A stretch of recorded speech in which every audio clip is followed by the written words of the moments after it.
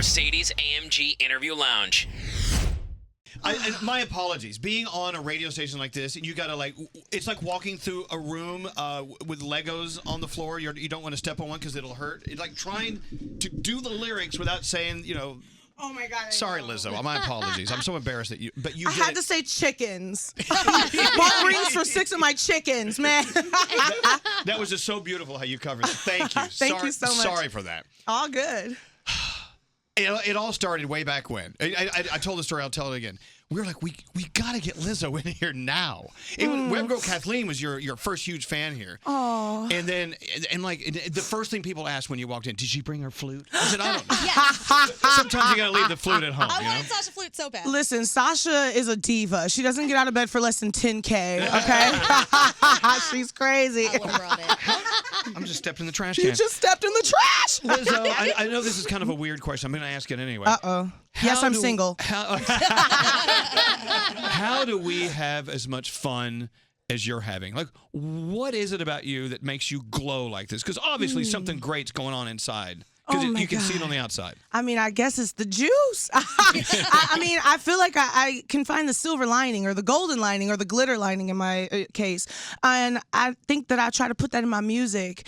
And this music is supposed to help people. So when you listen to that, I hope you have as much fun as I'm having all the time. I think the only way you can truly enjoy the happiness is trying to understand what to discard, the unhappiness, the stuff that drags all of us down. And I'm assuming that we all go through that. I know I do. You obviously have and still do it maybe every once in a while. What made you wake up and decide happiness is the way to go, be true to yourself, honesty, and from then on your journey will make more sense? Well, it took a lot of songs. It took a lot of sad songs. It took a lot of songs that weren't about self-care that I was writing that I was like, you know what? This is not for me. I'm just kind of making self-fulfilling prophecies. Like I'm talking about how tired I am on tour, and I'm tired on tour. I don't want to talk about negative things. I don't want to speak that into my life. And I realized I wrote a song called My Skin a long time ago, and it was like healing for me. It was like therapy. What was it about? It was about my skin, and I had been asked a question in an interview. They said, what's your favorite thing about yourself? And I was like, my personality? And they were like, no, physically. And I had never been asked that question, and I never had an answer. And on the spot, I realized, oh, my skin is my favorite thing about myself. And it made me so emotional. And I was so happy to have this beautiful skin. So I wrote a song about it, and it was therapy for me. And I realized that I have to use my music therapeutically, and I have to use my music to bring positivity into the world, because I saw the reaction people had to it when I would sing it. They would be crying and happy, and no matter what color their skin was, they felt me, and I wanted to kind of bring people together. But you see, Lizzo, you had an answer when someone asked you the favorite physical part of about your body. I bet 9 out of 10 people calling or listening right now, if you ask them, tell us quick, fast, don't think about it, your favorite part about you physically, they couldn't give you an answer. Yeah. And that would be crushing to not have an answer. But if you think about it, there is something we all have about ourselves that we love. You have to. Yeah. Yeah. I mean, you look at yourself every day, What do you love about yourself? My wiener. Oh, it's that kind of show this morning. And I had to say chickens. Wieners, chickens and wiener, they're both stupid words. They're both delicious. Oh, hello. If you're just Hot dogs. This is Lizzo. She just gave us her song Juice, her third studio album, 'Cause I Love You. It comes out April 19th. A text message. This woman's energy is shining through the radio. Love her. New fans. Woo! Seriously. If I'm shining, everybody is gonna shine. Can we talk about what happened to your finger and why it's swollen? Oh my God, because I was beatboxing out there to Ariana. Which finger's messed up? This is my middle one, so I can't really show you because I would be flicking you off. That'll be the 4th time today someone's done that. Oh my God, it's so early already. We're in New York, but yeah, it was the beatboxing. I used this one knuckle to just like go off. It's the snare. You heard it in the track, right? And it You're made getting into it. You can't help it. I have really delicate, tiny fingers, like flute player hands. You do. So they're sensitive. I got to tell you, I was in L.A. a couple of weeks ago, and we were staying at the hotel next door to the hotel where they were doing the GLAAD Awards. Oh, yeah. And so we found out Lizzo was performing. Mm-hmm. So, yeah, Stephen Levine and I, my partner in crime, we tried to walk in backwards just to see Lizzo. Oh, listen, did you get in? Because We didn't get in. Beyonce was there. It was That's why we didn't get in. Top flight security. Yeah.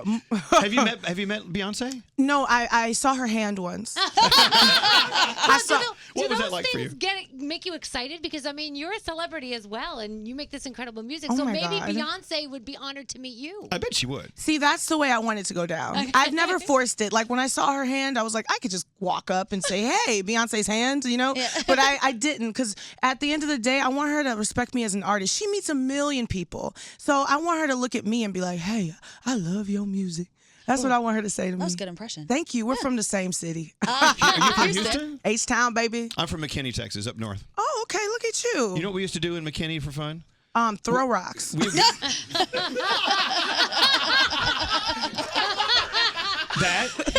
we used to do in McKinney, Texas for fun is we'd go to Houston. I know. So growing up, what was it like, Lizzo? What was it like growing up? What kind of family are you from? And what from that family do you still carry in your heart today? Oh, that's such a sweet question. I hate them. No, no, my family's great. I grew up with a really close-knit family. You grew up in the church? I grew up in the church. Is that where your music background started hitting in? That's where I found my love for gospel and spirituality, but I could not sing. So I wasn't singing. I wasn't doing none of that. I was just enjoying it. And when I got older, I realized I could pull from those inspirations and I could pull from my childhood. 'Cause I Love You has a lot of gospel influence, like the actual song on my album. Like, I'm belting, it's very gospel. But my family, they're great. We're extremely close. So I realize that we're closer than most families. 'Cause I'll be like talking about my sister and I'd be like, wow, I wish I had a relationship with my sister. Like, my friends will say that and I'll be like, oh, wow, I'm really taking it for granted. And they've really supported me over the years. Like, I'm kind of the wild one. I left. Really? Yeah, like Surprise, she's the wild one. As soon as I could get out the house, I was out the house in college and then going to Minneapolis and just being in a rock band. My family was like, where are you? Like, they didn't know where I was. But now in the last 4 years, they've been around and they pack my bags for me. They be cooking soul food for when I get home. They gotta be really proud of you. Yeah, they are. Do they ever have moments where they're like, hey, now, maybe you shouldn't be doing that? Because you are living out loud the way you want to. You did Playboy. Was the family cool with it? Yeah, I did Playboy. They were just proud of me. I'm apparently the first Black plus-size woman in Playboy. So, I think that, trumps any type of embarrassment or shame they would have of me. But they don't have any. They really encourage me to just show my whole naked booty on Instagram. Well, here's what we all can learn from what Lizzo's talking about. What is it that we're holding back on in life? Yeah. I mean, we were asking the question earlier, what do you want to be when you grow up? Right. Well, I was telling them my father passed away close to 90 years old. He says, you never grow up. Oh, wow. It was really kind of great advice from my dad on his deathbed. And it made me stop and think, what is it we want to do when we grow up? Being honest about who you are is the best gift you can give yourself. Mm-hmm. So I can't imagine how your family would ever be ashamed of you because you are living your truth out loud, as Gandhi has told you. But I'm assuming it gets you into trouble sometimes, doesn't it? I mean, what kind of trouble we talking about? You ever get flagged on Instagram for inappropriate content? Listen, I had an entire Instagram page dedicated to my butt. And it was called Lizzo Be Twerking. Yes. And it was pictures of my butt, twerk videos of my butt. Instagram took it down in a week. But it already had 20. No one twerks like you. I know. How many followers did your butt have? I had 20,000 followers. She plays the flute and twerks. That is a skill. That is talent. Honestly, I'm not going to lie. I thought it's easy for me. It came naturally to me, but it is hard for a bunch of other people. Send me videos of them trying to twerk and play flute, and they do not do it. It's like, choose one because you can't do both. What about when you took to Instagram to say that you didn't even know you were in Vogue magazine until your mother gave you a copy? Yeah, I mean, I shot for Vogue, of course. I wasn't in a trance state when I shot it. I knew it. I was cognizant, but I didn't realize I was in the print because Vogue has done little features of me digitally, and I was like, oh, cool, this is gonna be an online feature. And then my mom was like, hello, there's a huge two-page spread of your head in Vogue. Cool. That means Anna Wintour was like, yes, she can be on page 82 and 83. That's all. And that's my big head. By the way, Lizzo, something going on in the background. This is where we're supposed to take a break. Oh, but I don't wanna. Oh yeah. Yeah, we're not gonna stop. We're on a roll, baby. How's your time going? Okay. Can we take a break and come back? Because I'm going to talk to you more. Yeah. Okay, we'll take a break. This is Elvis Duran in the Morning Show. I mean, I don't want to rub it in or anything, but the stuff that goes on in the studio while the commercials and the music's playing, it's a whole other show. Yeah. We're sitting here hanging out with Lizzo, talking about anything and everything. Anything and everything, baby. No bleeps. No, we can cuss. I feel like a little kid. I'm like, we can cuss. We can cuss. We're telling dirty stories. We're talking about the fact that J-Lo was here yesterday, and we're talking to Lizzo about what it's like, when you have cameras on you, and you have someone there to make sure you're always looking fine, because you look finer than fine right now. Ooh, wow, you hitting on me. So much so that one of our texters texted in saying they wanted a video of Gandhi and Lizzo open mouth kissing. Yes, they said, "Will you please open mouth kiss Lizzo for me?" Well, then we open mouth kiss. Right, but it was off the air, so It was no off one air. ever found out. Sorry you missed that. That's the stuff that happens. If you wonder, Thank you for what that. we're doing, we're The not show going to, within the show. we're not taking pee breaks. We're actually open mouth kissing Lizzo With tongue. with tongue. I've got Whitney here. Oh, you don't have to put it over your hair if you don't want. Hair schmear. And your knob is down there. Oh, wow. Watch it there. Jesus, we just met. Take me to dinner first. Whitney. Hello, Whitney. Are you there? Hey, I'm here, guys. How's it going? Good morning. Oh my God, I'm dying. Oh my God. Come back to life, girl. So you're just minding your own business, and you hear Lizzo not only perform two excellent songs just for us. What a gift! But now you're hearing her energy. You're talking to her. What do you think about this Lizzo that we just discovered? No one heard about her before today. Okay. I think Lizzo is incredible. Her radiant or her positivity has just shown through this morning. I listen to you guys every morning on my way to work, and sometimes when you hear a new artist and a singer, and just their voice is incredible. Like, I think I cried this morning on the way just because of your voice, and I love hearing new music, and it just made my Wednesday. So happy freaking Monday! Happy Monday. Is it Monday? No, she's a hump day. Oh, happy hump day. Whitney, that's cool. And you know what? I'm assuming as an artist, Lizzo, it just must validate all the hard work and everything you put into it every time someone says something like, hey, I think I cried today. People would say that at my shows. They'd be like, I cried. I'm like, when did you cry? Like when I was twerking? Did you cry? Did my booty make you cry? Like, I'm so confused. But I guess I have that effect on people, especially men. Yeah. All right. Whitney, thanks for listening in. Thanks for your call. We appreciate it. Thank you guys. Love you guys. Bye, girl. Look, Lizzo she didn't start just today. Lizzo's been around doing this for a while now. But as every day goes past, you get more and more people finding out who you are, exposing yourself to different audiences. I mean, in my knob. I'm assuming as a musician, as an artist, that's something you become addicted to. You love knowing that more and more people are gathering into the Lizzo room. I say this a lot because I think me more than most people, every time I do press or I do something that's introductory, it's Lizzo 101. They're like, so where are you from? I'm like, wait a minute now. I got to answer this question for the rest of my life. But I validated it by saying, listen, there's 10 billion people on the planet? Yeah. 11 billion. So if I'm doing my job right, that means I have to introduce myself to 11 billion people. So if that means I have to say the same thing over and over and over to reach all 11 billion of y'all, that's what I'm going to have to do. You know what I mean?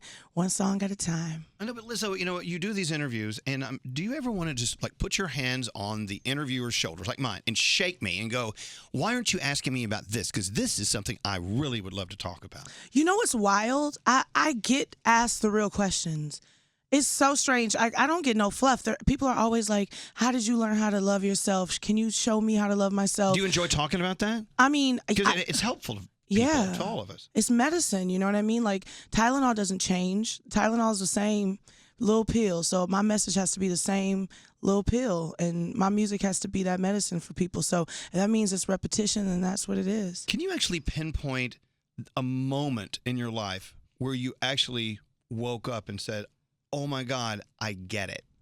I understand because of something that happened, maybe at a place or a special time, you actually woke up at that moment and went, I think I'm understanding how this works, this life. Something that happened, maybe something bad, something good. You know what's wild? We all came out of the womb woke and knowing and understanding and being perfect and loving ourselves. It's the world that kind of takes that away from us. And so what my process has been since I was 21, when I lost my dad when I was 20. And that hit me hard because that's why I was creating music. That's why I wanted to be a performer. And I think from then on, I was unlearning about all of the things that had led me to depression or sadness or being unhealthy. I've been unlearning since I was 20. But I think, you know, losing somebody like that you were working so hard for can really change your perspective and change your priorities. Listen, I gotta take these headphones off. My voice is so sexy, it's turning me on. Oh, yeah. I'll join you. But you know, I just learned something from Lizzo. It's not really all about what you learn, it's about what you unlearn. Yeah. You never we're like, what do I want to be when I grow up? You never grow up. That's what I'm realizing. I think about how grown I thought I was when I was 16 or how grown I thought I was when I was 25. Man, I was like, I thought I knew everything. I didn't know nothing. Right. So I for sure don't know anything now. Lizzo, I remember sitting by myself in my living room, and I've told this story before to Danielle. She's heard it. I was in the middle of an awful relationship, and the world was just like, who cares? I just want to go open. I want to work at a bar in the Bahamas. Just get me out of here, which would be great. By the way, sounds amazing. I remember sitting in the chair in my living room, and all of a sudden, I don't know where it came from. It hit me. I went, you know what? I'm actually a great guy. I'm a catch. I'm a good person. I really like me. I kind of love me, actually. And it was in that one little moment, and I'll never forget that moment. I don't really know what it was that made me realize I got it going on. I'm actually great. I love me. And it was that one moment. I'll never forget that moment. And I always ask people who I think are being totally honest, like I just asked you, what was that moment? So if it comes to you, like that one crystallized moment, you just blurt it out. Yeah, if I had to crystallize a moment, which is difficult, but I'll do it. I'm going to diamondize it. I remember it was the same year. It was 2009, and I was looking in the mirror, and I was like, this is it. Like, this is not going to change. Your face isn't going to change. Your body isn't going to change. Like, this is who you're going to be for the rest of your life. And you have the power to love it or not. So what are you going to do? You know, I used to have a lot of fantasies about waking up and being somebody else or, you know, changing things about myself or my body that are just insane. Like things that's just like, why would I want to change the way that my curves are? Why would I want to change the way that my hair grows? And in that moment, I was like, you know what? I'm not going to ever want to change ever again. I want to be this person for the rest of my life. There you go. I don't remember which article it was, but I read something you said that to me really, really hit close to home, which was I was trying to be like other people for a while. I was really trying to be different than what I am. But when I let it all go and was just myself was when I was actually successful. Yeah. And I think about that all the time because I'm kind of new to this group. And I was nervous about, I don't want to show them who I really am. But then I was like, you know what? Forget it. Oh, she did. Yeah. Oh, God. But that's why we love her. I know. She walked in the first day and farted right in front of everybody.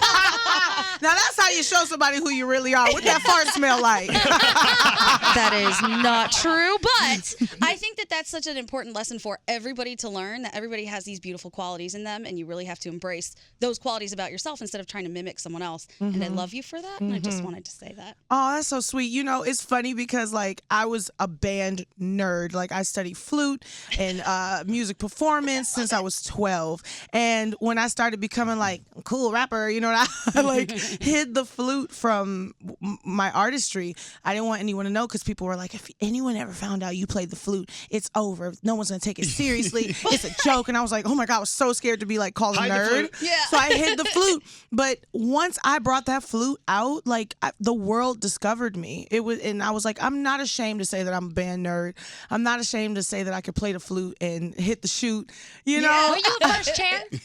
I was always first chair. Oh, okay. Yes. Well. I am a state-ranked flautist. Because I played flute too, but I couldn't even read the note. Like I wrote everything down next to I was the last chair. It was You bad. look like a flute player, though. I do? You do. Like a flautist? That's not good, is it? No, well, I look like a flute player. I played the baritone. Oh, my God. Wait, you're a singer? Oh, no, you're talking about the baritone. Yeah, look like the small tuba. Yeah. Yeah, that thing. Sousaphone. Nothing sexy came out of that. Just more farts? It's like a fart phone. So as we end our time today with Lizzo, I read you our favorite text of the day. Lizzo is the type of woman I want my daughter to be. Oh, that's nice. Unapologetically confident and real. Well, you can adopt me. Why wait? So we give you the song that turned us on to Lizzo. We're going to play Good as Hell, and we thank you for stopping by. Oh my What a God. gift you've given us today. Thank you, Lizzo. Yay.